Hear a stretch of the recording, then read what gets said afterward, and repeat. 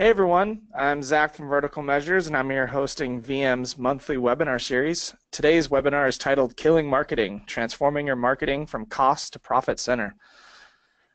And we'll be presented with our guest hosts, Robert Rose and Joe Pulizzi.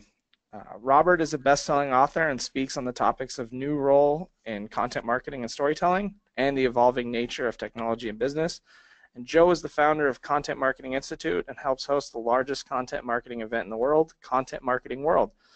And together they've just released their new book, Killing Marketing, How Innovative Businesses Are Turning Marketing Cost into Profit. If you want to buy a copy, check out the URL killingmarketing.com. Before we get started and I hand over the presentation, I just have a few things to note. Today's webinar will be available for viewing by tomorrow, and we send out an email with a link so you can watch it and review the slides. We'll also be happy to answer your questions. So if you take a look at your webinar interface, you'll see a questions tab. Send anything over there that you want us to ask Robert and Joe at the end. And also feel free to tweet at us at the hashtag VMWebinar. And our Twitter name is Vertical Measure without the S. So without further ado, I'm going to hand it off to our presenters, Joe and Robert. Thank you very much, Zach. Well done, and thank to all of you for coming and attending today. Hopefully, we're going to have a little bit of fun here with Joe and I talking about our new book and really the ideas behind it. And so please do make sure that you have your questions ready for us, because we're going to have some fun here at the end and answer your questions. So. Just to tee things up, and then I'm going to turn it over to Joe because he's going to walk through some of the beginnings ideas of how we sort of came to the book and how we come to this idea of marketing as a profit center. We started this idea, and it was a really interesting thing as Joe and I were meeting with companies all over the planet and just hearing about content marketing, the challenges, what was going on. There was a couple of things that we started to notice, and it was this idea of how the business model of the media company as well as the product company were really starting to blur. And we'll certainly talk more about that in both of our presentations. But the idea here was we started with a question, and it starts with a quote that's really mistakenly, in many cases, attributed to Mark Twain. But it was this idea of it's not what you don't know that gets you into trouble, it's what you know for certain. And we started asking the questions, what if everything we understand right now about where marketing is in most businesses is truly what's holding us back? And so we kind of wiped the slate clean here. And we said, what should marketing be? What should marketing be in an organization, in an enterprise, in a small business, as a solopreneur? No matter where you take and the position you sit with marketing, what should it actually be? And our contention is that really marketing should be a self-sustaining profit center. And that's a really new idea. It maybe shouldn't be, but it really is an idea that marketing should not necessarily be something that only sits on the cost and expense line of the balance sheet, but should rather be something that actually can develop a profit. It's something that we have certainly experienced at Content Marketing Institute, and Joe will certainly talk about that, but it's something that we're starting to see even with brands that are out there and that are managing content. So what we'd like to do over the next maybe 30, 40 minutes or so is just sort of outline our thinking around that and maybe hopefully trigger some thinking on your own about how you might reconfigure, reboot, or just look at how you're handling content in your business and how it might start to transform what you're doing as a business. So with that, let me introduce my friend Joe here, and he's going to take us through a short presentation and sort of talk about some of the examples we've seen. Joe? Well, Robert, how are you today? It's a pleasure hearing it's a pleasure hearing your voice. Thank you, everyone, for being on today. As Robert and I were putting this presentation together, because there's so much to unpack in talking about creating a profit center, I sort of begged him and I said, look, Robert, if we're going to do this, I have to spend 10 minutes on building an audience, because the whole idea behind transforming your marketing department or the marketing function into a workable profit center is around groups of audiences. And if we build groups of loyal and trusted audiences, then we open Pandora's box on what the new business model should be, not only for marketing, but for the organization and the enterprise. And so what we're going to do is I'm going to go through for the next 20 minutes. The first part I'm going to talk about not the full-blown model about what we think you need to do about building an audience, but a few key points, and I've got lots of examples in it. And then the second part, I'm going to go through the 10 different ways that, right here, the 10 different ways that you can generate revenue from your new business model around this loyal audience. So I want you to keep this in mind. I'll come back to this slide again that Robert and I put together, and we'll go through each of these 10 different revenue streams so you can get a feel for it.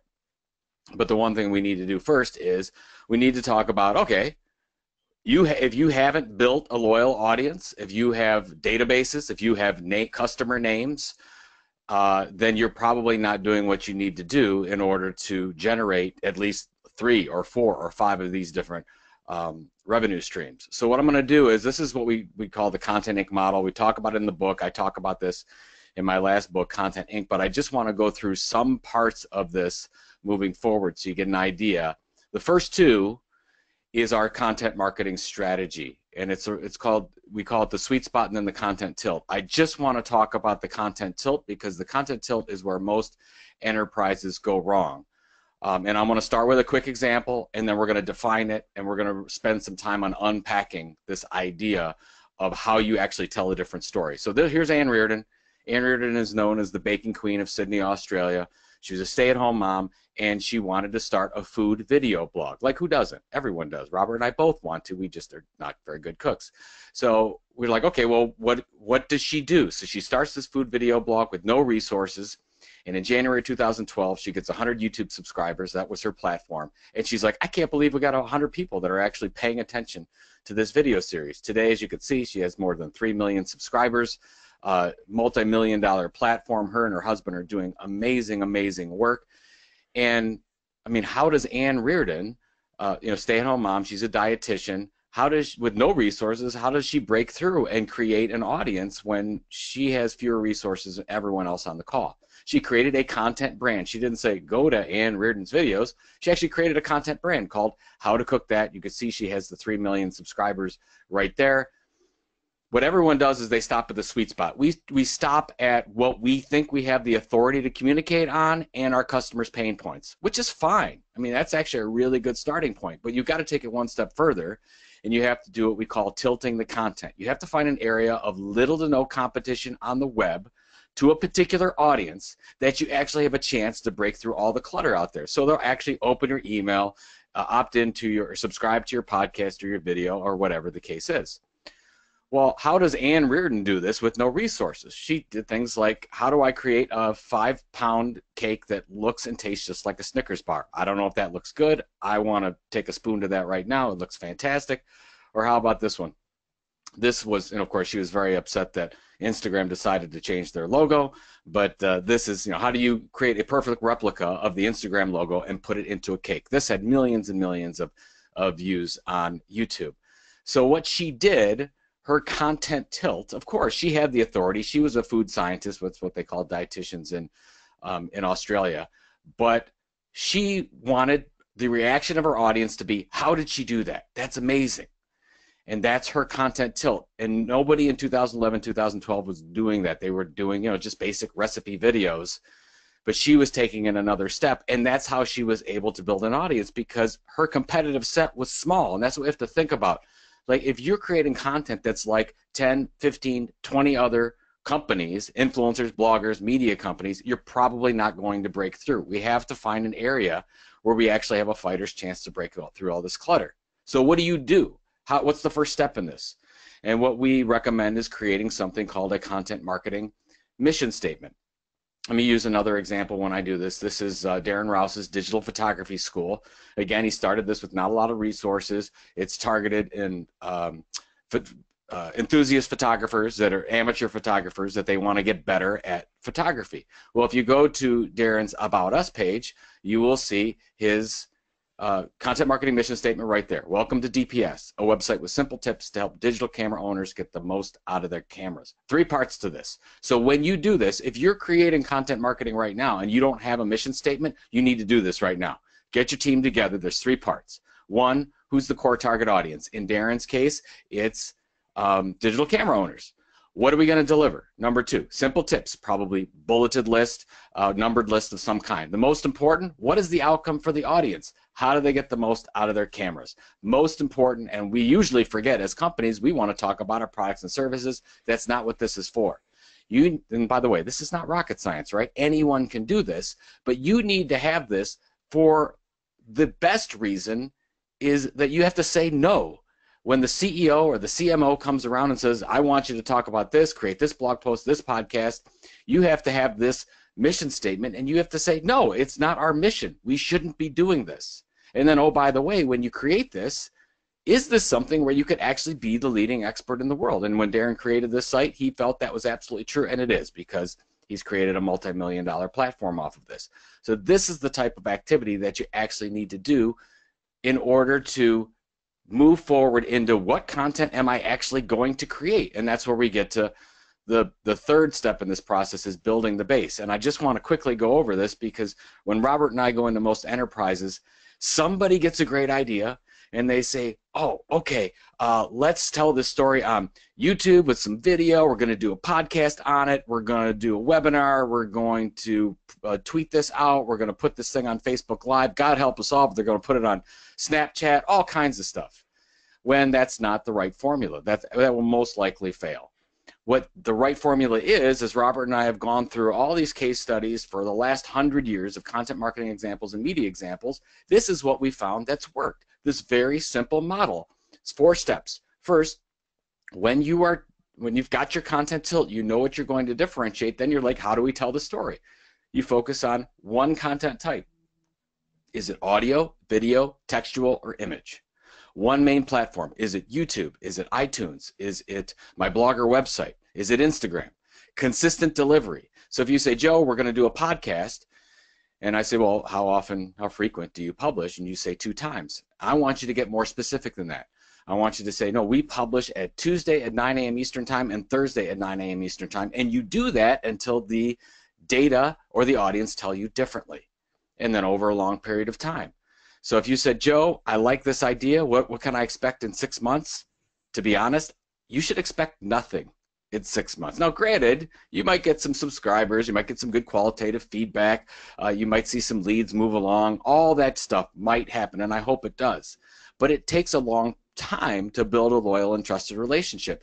And what we see from start to monetization, it takes about 12 to 18 months. And we'll get to monetization in a second, and Robert's going to talk in detail on measurement. So these are the 4 things that we actually see happening. And just to give you a couple examples of how these work, this is copyblogger.com. This is the blog post from Copyblogger. In 2006, Brian Clark created copyblogger.com. His content tilt was around online copywriting to get found on the web, created blog posts like this, and for 19 months, he published 5 days a week, textual content on his blog, delivered 5 days a week, and it took him 19 months to monetize. And now today, he has over 200,000 subscribers, one of the fastest growing software as a service companies out there, very, very successful. But the rule works for a Copyblogger situation. If we look at another example moving forward, here's a podcast example. John Lee Dumas created audio content, delivered via iTunes, consistently delivered every day over time, took him about a year to monetize.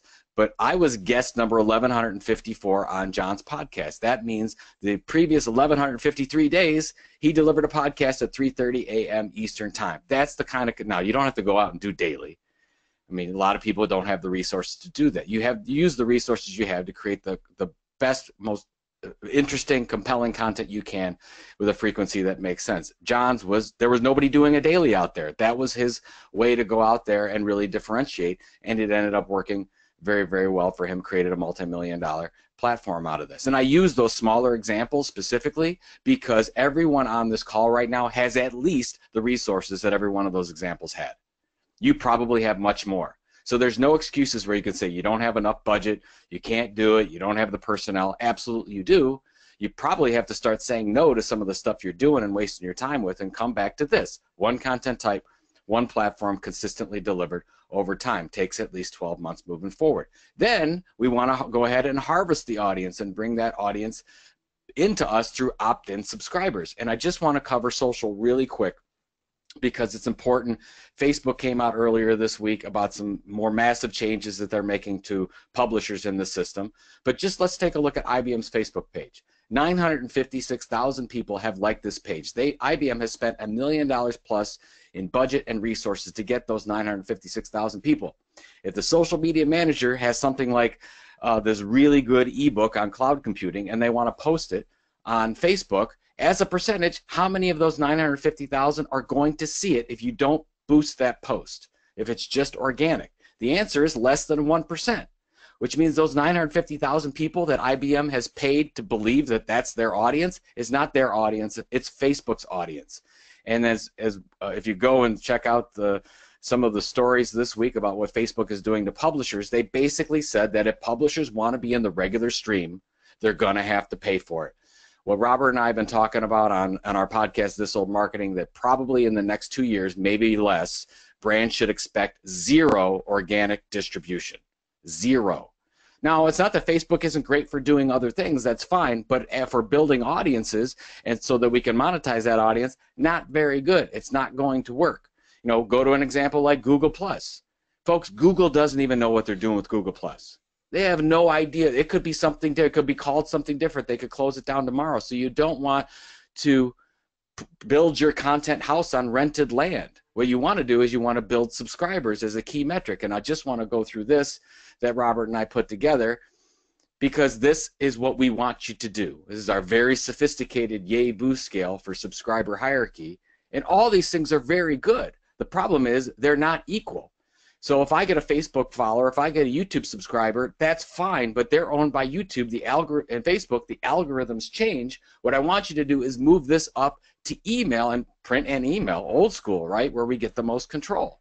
The challenge is, you might be saying, "Well, come on, Joe, are you kidding me? This is email. I mean, we want to talk about social media. We want to talk about new media. Let's look at BuzzFeed." BuzzFeed, actually, billion-dollar valuation company. In 2014 and 2015, their profit projections, their revenue projections were going down.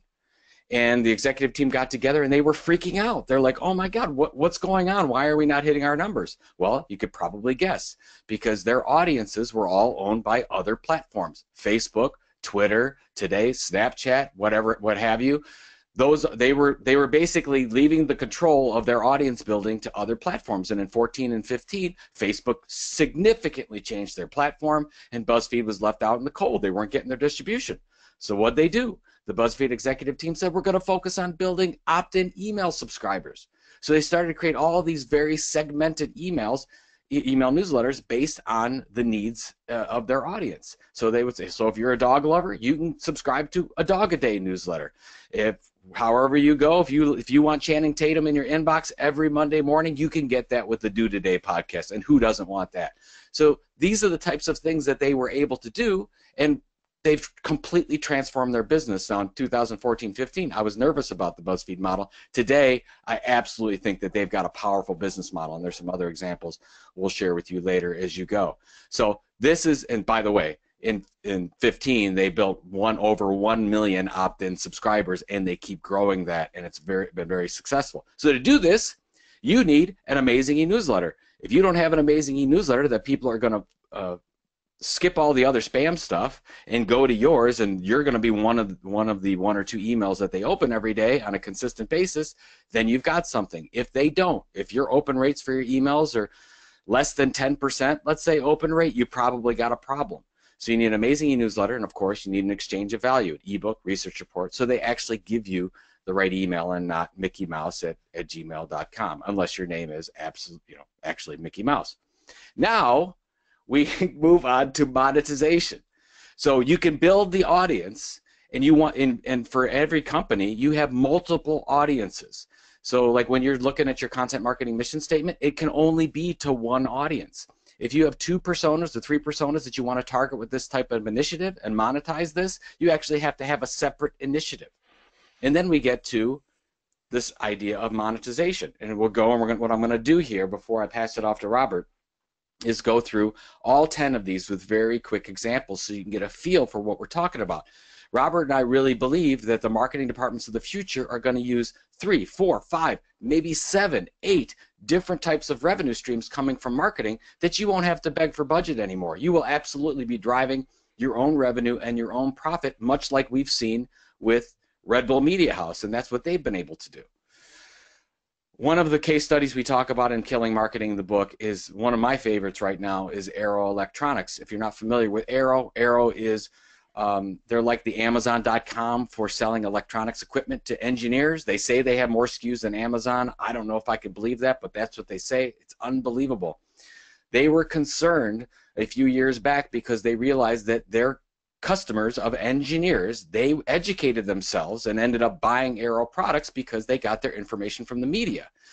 Webinars, media sites, magazines, events, all those types of things. And at the same time, they looked at what media was doing out there, the media brands in their areas, and what they found out was they were cutting back. They were cutting back on journalists, they were cutting back on writers, they were cutting back on their research department, and Arrow was like, well, if we don't address this problem, we're not going to have educated customers, and this is going to hurt our business, and we need to be proactive. So what did Arrow do? Well, they went out and basically bought all the media in the electronics industry. They bought 51 different media brands, which is simply amazing. And we could talk about the ethics of this and whether or not this is a good decision or bad decision, but this is something they had to do. They now reach 76% of their total addressable market through all of these different media brands. It's simply unbelievable that they've been able to do this. And by themselves, they are profitable. And they actually had a very good year, a better year than they did the year before, selling advertising, subscriptions, and they do custom content services as well. So just to give you an idea, this is happening. Mondelez has announced that they're launching a separate profit center out of their marketing department. So has Pepsi. So we're seeing this happen. And no matter what size company you are, and of course at CMI, we've been able to do this from start. We didn't have any resources either, and I'll start off with some of our examples first before we go on. But the lowest hanging fruit would be advertising sponsorship. So that's the first one. Well, what are we talking about here? Well, you could do things like, well, maybe for non-competitive partners, we can do banners like this one on the side of our website that we want to give promotion. They want to reach our audience, so they're going to pay us money, and we put logos of our sponsors that pay us money on the bottom of each of our web pages so that we can get them promotion. They pay us to do that. We have sponsored webinars like this one that are sponsored by different companies. They pay us for that, but they're all educational, but they're all underwritten by somebody else. We have a magazine called Chief Content Officer where people pay for print advertising in that magazine because we go out to 20,000 senior marketing executives. And then, of course, Robert and my podcast, This Old Marketing, we have 1 or 2 sponsors for each one of those. So as you're thinking about your model and you build an audience, a minimum viable audience for a B2B company, that might be 3,000, 5,000. It was for us at CMI, it was 10,000. Maybe for a B2C company, it could be 50,000 or 100,000. Depends on the numbers, depends on what they can buy, but then you can start monetizing. Then you get into conferences and events. Like for us at Content Marketing Institute, that's the highest revenue, highest profit thing that we do is Content Marketing World. But look at another company, look at Salesforce. They have Dreamforce, which was just held last week, one of the most valuable events in the entire world. They could probably sell that for almost $1 billion if they were just going to sell that event. That's how valuable. 175,000 people come into San Francisco every year. And they started from just a customer database. So this can absolutely happen. Well, what about subscriptions? Well, we have Content Marketing University that we hold every semester. We open it up for new students. That's our regular kind of training program that we're able to monetize. But let's do another example. This is Zappos Insights. If you're familiar with Tony Hsieh, Tony Hsieh had a great book about cultural transformation and how you build a great culture. And a lot of enterprises started to go to Zappos, a shoe company now owned by Amazon, to get information on how to change their culture. Well, what did they do? They kept going to Zappos, and Zappos said, we can monetize this. So what they did is they created Zappos Insights where enterprises pay them on a monthly basis to get training, to get insights about how to change their culture. Unbelievable. This is a for-profit initiative from Zappos. Well, what about premium content? Let's go back to Darren Rouse's Digital Photography School. They monetize by selling ebooks from $5 to $50. That's their premium content. He's created a multi-million-dollar platform out of that. Let's go back to BuzzFeed.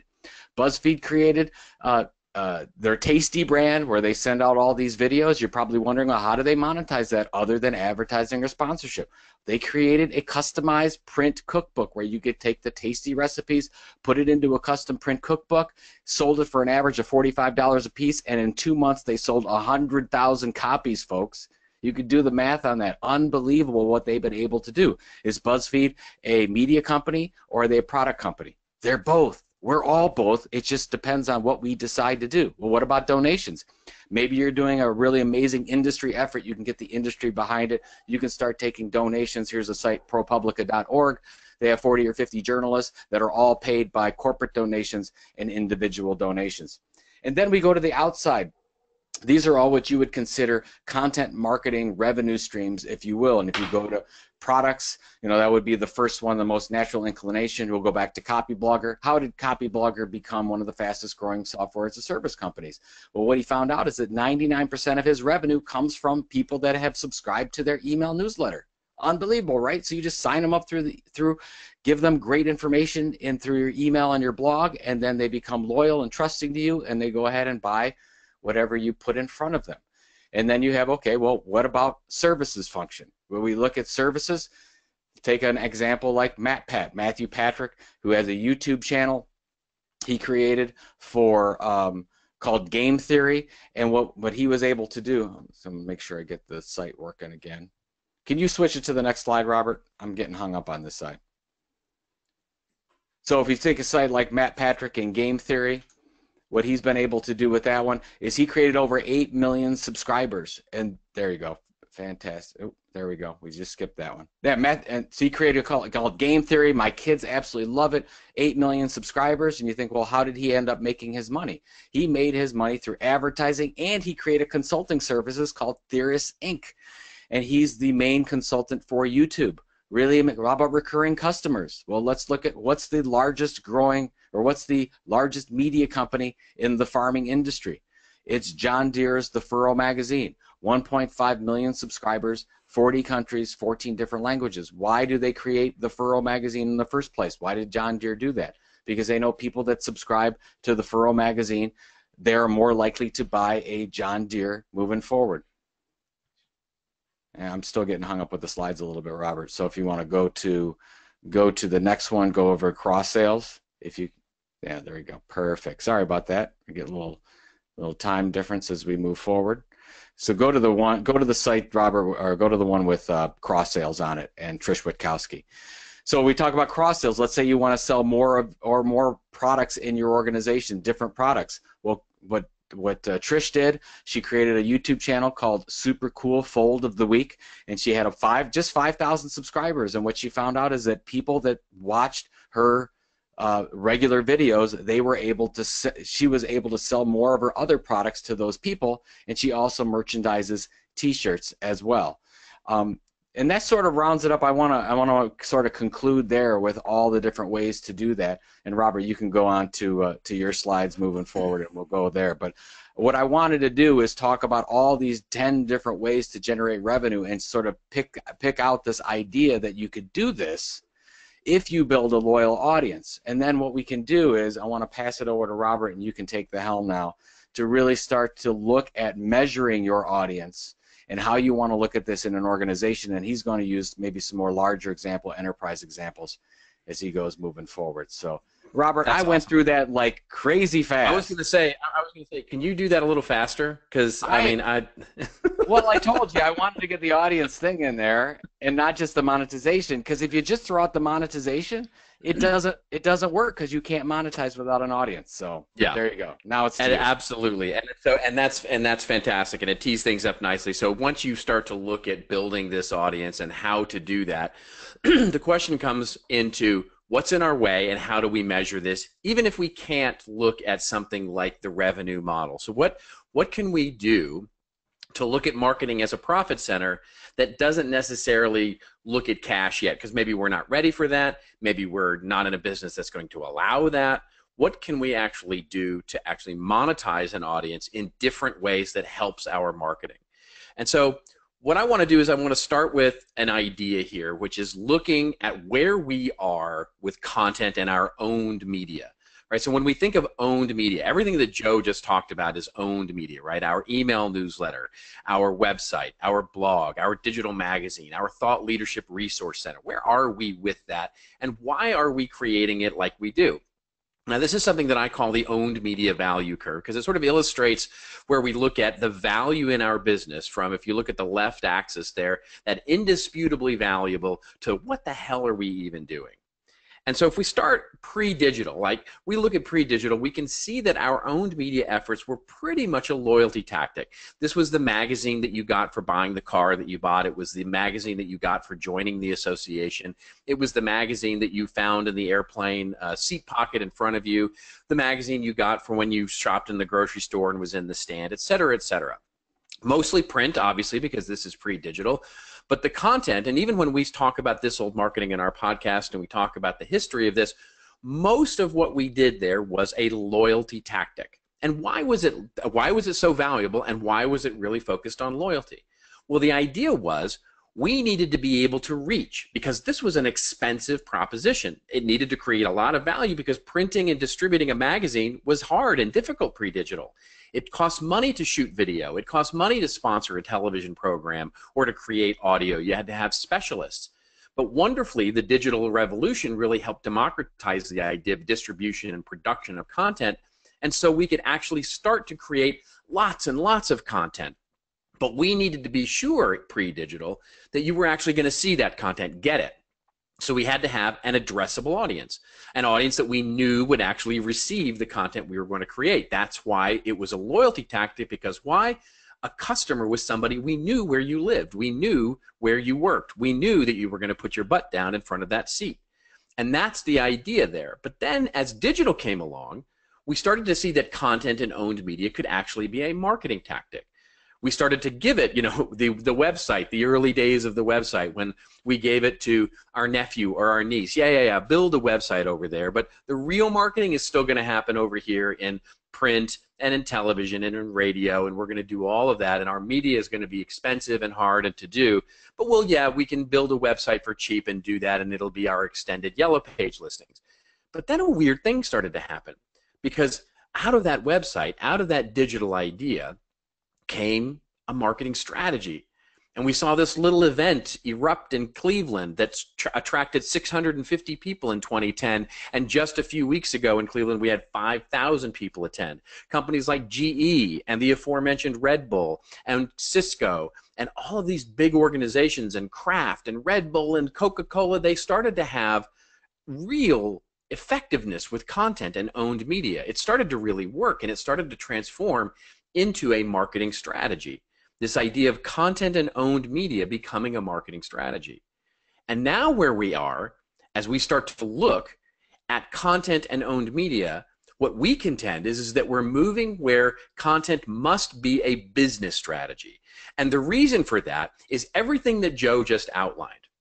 Because right now, the challenge with measuring content marketing, when we look at content as a strategy, the biggest challenge we hear from clients and we see out there in the marketplace is that content is being used as an alternative for either advertising or direct marketing collateral, the brochure. We create a thought leadership paper, or we create a blog, or we create an infographic or a webinar, or whatever it is we create, but we do so as a means of replacing the brochure or the advertisement that would normally convince someone to buy our stuff. And if we only look at content as a lead generator, we will ultimately fail, because content is more expensive, it takes longer, and is a bigger, more committed investment than advertising. It just is. It's just harder to create a compelling, wonderful, thought-provoking piece of content than it is to dash off a great ad. And thus, it has to provide integrated value. Content, as you've just heard Joe talk about with all of the different examples that he gave, must provide multiple lines of value and integrated value in the business to be worth investing in. Now, what Joe really talked to, and our idea in the book, where we're moving even in the future, is that idea that content can actually be a business model, that it can transform marketing into becoming a business model. But let's even just take a step back from that, from the revenue side of that business model, and look at how we can start to look at content being a business strategy, and measurable one at that. Because the change that gets in our way is what I call this giant wall of anxiety. The wall of anxiety is what prevents us from making these changes. This is the navigation through the C-suite, through our colleagues, through all of our team members, that cultural change that is really hard. And what I'll say is our job today is to really help our businesses navigate through this idea of content as a marketing strategy that replaces collateral material and into a business strategy that drives integrated value. Because you can see, Joe mentioned some of these examples. All along this spectrum, you start to see businesses, real businesses, making this change.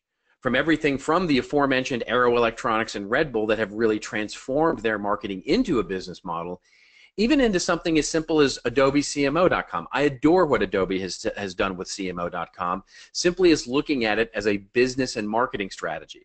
The great example of AdobeCMO.com is you go and subscribe, and they have 30,000 plus senior level marketers subscribed to CMO.com. But you're not going to get stuck into a drip campaign. You're not going to get called by a sales guy. You're not going to get bothered at all by CMO enterprise sales if you go sign up for CMO.com. So what value do they get out of it? Well, the value they get out of it is looking how their audience is consuming content. They can understand what's relevant to senior level marketers. They can test ad headlines. They can understand who is an influencer in the market that they may want to invite to Adobe Summit. They can understand what is going on with their audience as a means of understanding their marketplace. So it provides business value, but not necessarily as a replacement for a lead. And so we start looking at different examples of this. Johnson & Johnson owns BabyCenter.com. Now maybe you knew that and maybe you didn't know that. But yeah, they have a separate company that they acquired called BabyCenter.com, and millions of moms and dads now subscribe to BabyCenter.com and use all of the tools that they provide to monitor and manage their baby and infant's development. And it's a wonderful site that subscribers get tremendous value out of it. As you can see from the screenshot, they actually sell advertising for this, so they are actually making money at this. And you won't find Johnson & Johnson's logo or products anywhere on this site. And so why would they do this? Well, again, very similar to CMO.com, from the data that they're gleaning from their subscribers, Johnson & Johnson is becoming a smarter marketing and advertising organization. They know, for example, that moms plan their baby's first birthday at 10 months. That's invaluable information for a brand manager who's trying to launch a traditional ad campaign to moms who are going to plan for their baby's first birthday. They know that the ad headline, sleep through the night versus sleep overnight or sleep tonight, is the winner. They can test ad copy and marketing copy in here, take polls and surveys, and again, have a million-plus focus group that will actually help them become a smarter and better marketing organization by using this as an asset. But the key there is, of course, the subscribed audience. Or Indium. We love what Indium does here. This is where I get to out-boring you. Your business is not boring. They are using 23 different blogs across every different flavor of soldering, which is what they do, to create trust with their audience to help them win more business, creating a trusted way for engineers to ask and get answers to all of their questions. And by the way, they transform those 23 different blogs into 6 different languages. So if you ask who's the biggest media company in soldering, it's not a media company, it's Indium. And they're using it to drive 600% year over year more leads than they would from other traditional marketing methods. They're winning customers by creating trust. And then finally, Joe mentioned Dreamforce, but I think it's just a great example of how an enterprise company is creating an additional experience to help grow advocates. People who will be out there talking about all things Dreamforce, sharing content, sharing and celebrating the brand of Salesforce by attending an event that Salesforce makes money from. If you ask, what's the biggest media company that creates a tech event on the planet, it's not a media company, it's of course Salesforce. Salesforce creates the second largest technology event on the planet with Dreamforce and 175,000 people who go to San Francisco every year. So can we create a differentiating experience that will add value to the products and services that we sell to create an advocate who will advocate our brand and our products and services to all of their friends and their networks? So that's a wonderful thing, right? And we understand that, and we say, what stops us? What stops us from doing this? Well, what stops us, of course, is that strategic content for most businesses is stuck clearly in average. And we're trying to figure out how to measure and how to create something worth investing in.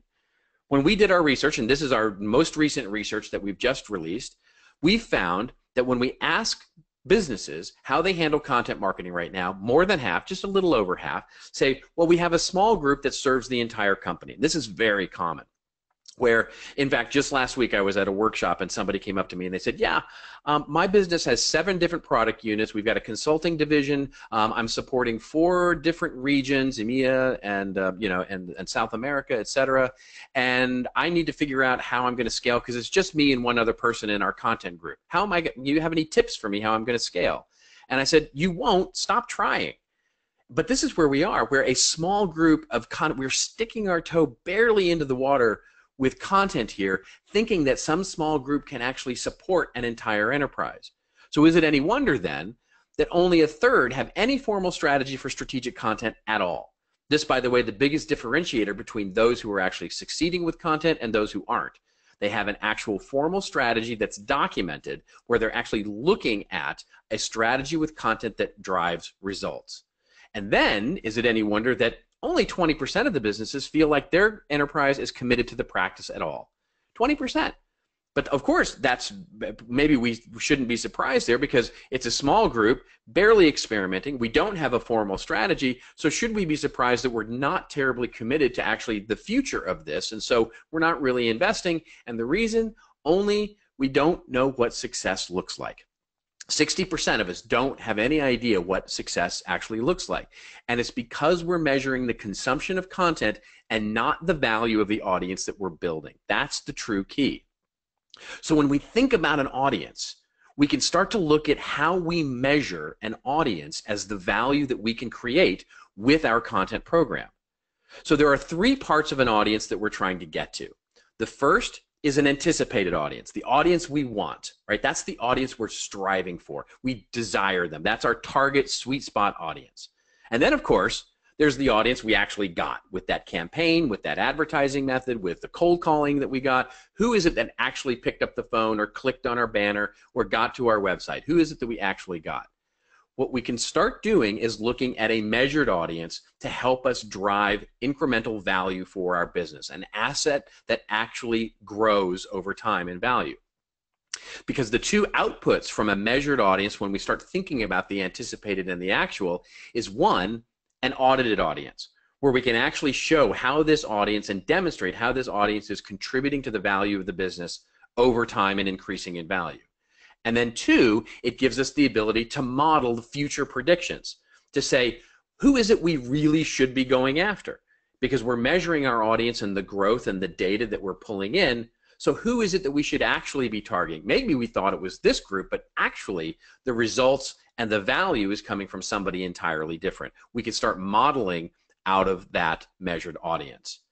So just as an example of this, right? And this was an interesting study.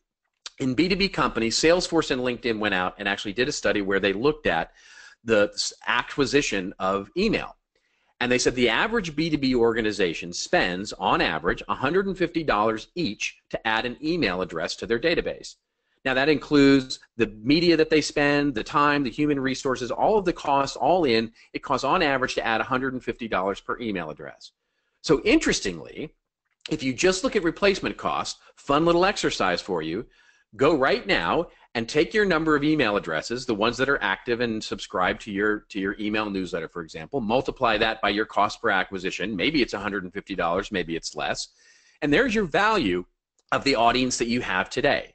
And I have the suspicion that you'll be surprised at how valuable it is. For many B2B organizations, it quite simply is the most valuable asset in the business. But then we can start building a framework for valuing it on top. We can say, is it an A-level audience? In other words, that's the average across all of the different people we're acquiring, whether they're our target sweet spot or not. If this is an A-level audience, maybe we'd be willing to spend a little more for it, or maybe it's more valuable to us, maybe $175. And if it's engaged, in other words, if this is someone who's not just dormant and sitting in our database and never interacting with us, never taking our polls and surveys, never actually visiting our website, not including us, not giving us enriched database information, well, if they are engaged, maybe they're worth even a little more that we would pay for them, or that they're valuable to our business, maybe. And then finally, are they trusted? In other words, do they meet the requisite for being a trusted audience? This is someone who shares our content regularly. This is someone who engages in our events. This is someone who attends our webinars and shares it to their friends and helps us reach those hard-to-reach audiences that we're trying to drive value with. So if we start putting attributes to the different audience levels based on what we know and trust with them, we can start increasing the value of that audience over time. And we can audit it to find out how many in our audience meet each level of category. And that provides us with an audience asset value.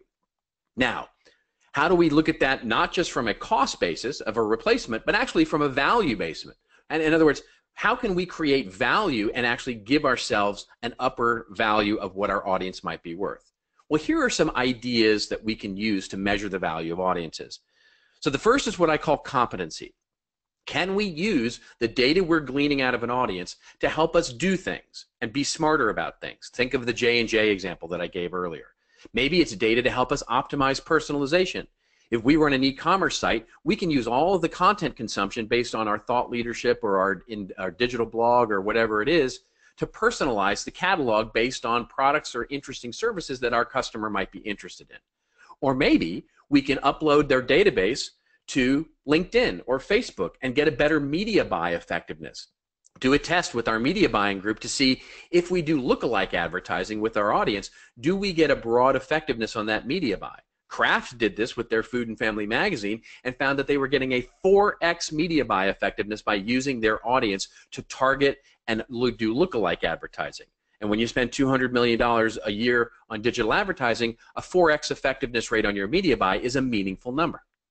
Can we create a better marketing database? Not just the Mickey Mouse at gmail.com, but also a database that has first name, last name, title, buying decision, where they are in their buyer's journey, physical address, region, all of these rich data that would make the salesperson more effective in having a conversation with someone we want to have a conversation with, making us a more competent organization. Or, of course, campaign-oriented value, more leads, faster leads, better SEO, higher average sales price, higher quality opportunities in our pipeline, increased shopping cart value.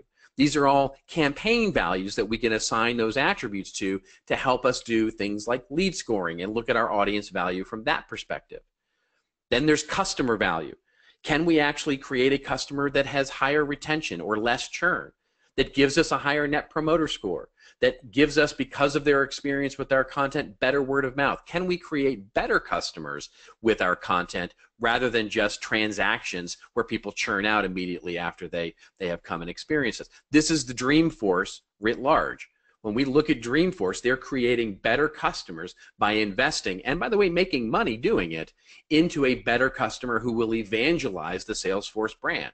That is creating brand loyalty for the Salesforce brand by delivering an enhanced experience more than just Marketing Cloud or CRM software. And then finally, and this is what Joe really spoke to at large here, is the cash value. Can we actually look at either reduced costs where we can actually start making money with this, or true revenue opportunities that we can actually look to make money or have marketing programs that pay for themselves? And this is CMI's model, where we actually, every one of our programs and content is a marketing platform that we also happen to make a profitable part of our business, making marketing a profitable and endearing relationship. Now, the measurement here will not be found in a Google spreadsheet. It will not be found in your Marketo report. It will not be found in your Salesforce. All of the examples that I just gave there, one of the things that comes true for me, and our friend Vishal Khanna, who is the director of Wake Forest Research and has now moved on from there, he said this so well when I talked to him about how he measured his content program. He said, listen, not all value is going to be delivered out of a web form. It comes from conversations. It comes from forwarded voicemails. It comes from mysterious, immeasurable sources in your business. So all those values that I talked about in the 4 C's, you'll notice none of them are Google Analytics KPIs. They all mean getting out of our cubes and going and running tests with our colleagues. The Kraft example, I love this example so much because what Julie Fleischer, who used to run that program, said to me, she said, when I did that, I went to the media department and I said, let's run a test where you do your regular media buy, but let's do one with lookalike advertising, and let's see if there's a delta there that can drive value with our audience. And there was, and so that becomes a line in her measurement of how she's delivering value. And so on and so forth, with working with sales to deliver better, more informative leads, working with PR to deliver better influencers, working with product people to deliver more insight into what products and features should be featured into the new marketing campaigns. If you want to develop comprehensive measurement, we have to be prepared to do the dirty work always and get out and talk to the people and find that value from every corner. Make it an integrated part of your business strategy. So hopefully that's helpful. We've got a little time, I know, on the back end here for questions. I'm going to turn it back to Zach now and hopefully entertain a few questions before we wrap up. Oh, thanks, Robert. That was great. Really valuable stuff. One of our better webinars we've ever had. Just want to remind everyone before we get into the Q&A, we will be sending out the recording and the slides tomorrow in an email, so don't worry. We get that question a lot. So let's ask the first question. Just to dive back into your whole killing marketing idea, do you really think it's really just advertising that we're killing and not the whole practice of marketing? You know, it's funny, and I'll let Joe take this as well. But the reason I'm laughing there is because it's been a question that has come up a couple of times in some of the interviews that I've done, and the answer to that, if we're honest about what marketing should be, is no. Because and we even say this at the end of the book is we are unabashed fan and students of the practice of marketing, have been forever. And if you go back to history, we actually make this point in the book that what we're actually talking about is something that the marketing practice when it was originally conceived, and marketing as a practice really isn't that old. So we don't have to go back that far. But if we even go back to Drucker, where Drucker talked about the idea of marketing and innovation being truly the only two functions of the business, that everything else is a cost, and marketing and innovation are really it. What he was talking about there when he said that the business's only job is to create a customer, well, he was talking about the function of marketing as a profitable business center. But what marketing has become, call it in the last 17 years, call it in the last 5 years, has in many cases simply become either the department that adds pretty pictures to things or the business of spending money on media to try and drive leads. So I would argue that in many ways it's not what marketing was or could be, it is what marketing is today. And so yes, the answer is we want to kill the marketing that is to make a marketing that could be. All right, this is go ahead, Arnie. Arnie, I don't know if I can jump in. Great job, you guys, by the way. Well, thank you. Yeah, I know you guys said, Arnie. What do you got for us? Yeah, I know you both said this was going to be your first webinar ever, and you did really well with it. Thank you. If this was one of your better webinars, then you got to get better guests. That's all I'm saying. Actually, we have done over 100 of these, and you guys have each done some in the past for us, and I do think this is one of the top 2 or 3 that at least I've listened to. But what I wanted to jump in to say, just from an agency perspective, that question, it said, do you see it killing advertising? I think was the word in that question. And we're actually kind of seeing the opposite. We're seeing every year more and more money spent on amplifying content, and through paid whatever, whether it's social media, it could be Google AdWords, it could be display ads or whatever, but more and more of the content budget is getting sliced off to actually help promote the content. And that's just our perspective. I don't disagree. Yeah, I don't disagree with that. Robert, the only thing I would say is when we go into enterprises, and we know this from the little history study, and we talk about this in the book, the marketing department, the setup of it is basically 50 to 75 years old, depending on how you look at it. And even though buyer behavior has completely changed, our access to audience has completely changed, the model of marketing outside of adding, here's a content group and here's a social group and all these little groups, it hasn't changed at all. Advertising will still be there. We just need to use it differently. And I think what I think what you're talking to, Arnie, is that we can use advertising and promotion to build audience assets. Correct. Instead of just, we need to deliver on this advertising right now, and then it's gone. Which is what. Yeah. And that's an important important piece. Between branding and building an audience. Well, that's the important Right. piece is because in most cases that paid distribution of content, which absolutely we believe in, that is I mean, I'm the guy who doesn't fast forward through ads. I love advertising. And so when we talk about what it is we're advertising though, is it a piece of content that is in direct replacement for an ad or for a brochure? In other words, we're just pointing somebody to, hey, here's a blog post that we think is really cool. Or is it, are we trying to build an audience to this blog, to this subscriber oriented platform? That's the difference. If we're only using advertising to promote a different piece of collateral, well, then it's just a different piece of collateral. If Right. we're using advertising to build an audience as one part of an integrated marketing strategy, I think that's where the difference is. Yeah. And I know this is your webinar, but I'll give you a couple of examples that we have some clients where we've actually managed to get into their traditional advertising, so their radio and print, and bring those viewers or those people seeing those ads to specific pages on their site where they can become a subscriber. And it seems to be like this light bulb moment for them, but to me it was really obvious, right? You're spending all this money to bring somebody to a site. Let's turn them into an actual subscriber, a part of your audience, so that it's not one and done. It's now to follow all the steps that you guys just outlined for the last 45 minutes. So we only have a few minutes left. I want to ask the three of you one more question. No, it's fine. How do you see content marketing evolving in the future? Joe? Right, dead silent. How do I see content marketing evolving in the future is the question. Yeah. Um, this is why we wrote this book. I really think that if we look at content marketing when it was its infancy, it's basically, oh yeah, let's create some content, we'll build some traffic, we can actually do something positive for our business instead of advertising and press releases and trade shows and all that traditional stuff, and wow, we can reach our customers directly now. So that was something that was different.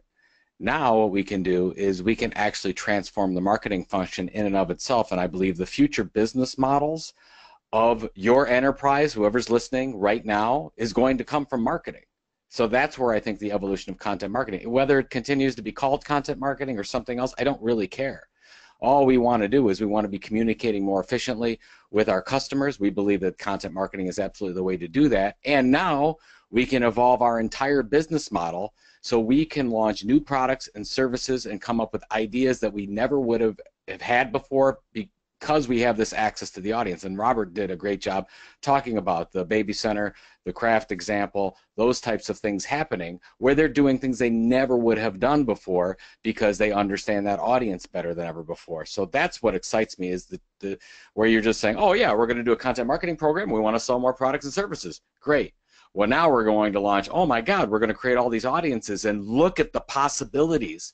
We are going to transform ourselves into selling things that we never thought we could sell before because our audience is telling us exactly what they want to buy. All right. Well, thank you, all three of you, and Joe and Robert especially, for coming onto the webinar. We had a great one this month. Thanks from everyone, or from the Vertical Measures team. We hope you can attend our November webinar with our own Eric Solon, and he'll be presenting a webinar on content amplification. It's going to be great. We'll have registration open for that soon. Be on the lookout for an email or follow us on Facebook, LinkedIn, or Twitter. And again, I'm Zach Jones, and from all of us at Vertical Measures, thank you for attending the webinar, and have a great day. Thanks, Joe. Thanks, Robert. Thank you. Thanks, Zach. Thanks, Arnie. Thanks.